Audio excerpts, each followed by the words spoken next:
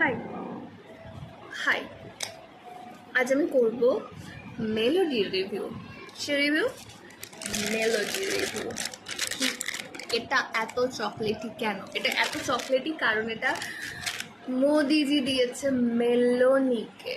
Meloni আর মোদি তার থেকে হয় মেলোডি, তাই জন্য এটা এত চকলেটি। যাই হোক, এবার এটাকে আমি রিভিউ করব। রিভিউ করতে গেলে ফার্স্টে যেটা বলতে হয়, আমি জানি না কি বলতে হয়, বাট আমার যেটা মনে হয় সেটা হলো এটার দাম। এটা হচ্ছে প্যাকেট, সবাই এতদিনে দেখে ফেলেছে এটাকে পরিষ্কারভাবে হা হা হা করতে করতে।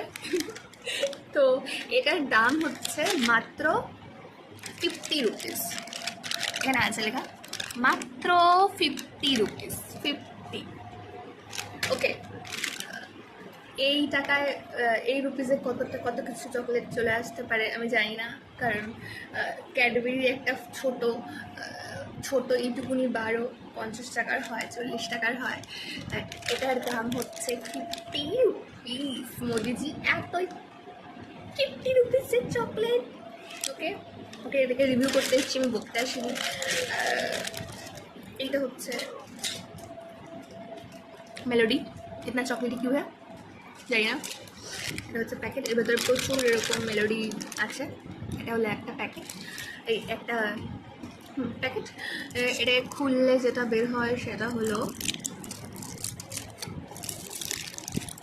একটা গোল্ডেন র্যাপার। 50 রুপিস দাম এতগুলোর, তাহলে এক একটা হয়তো 1 টাকা করে।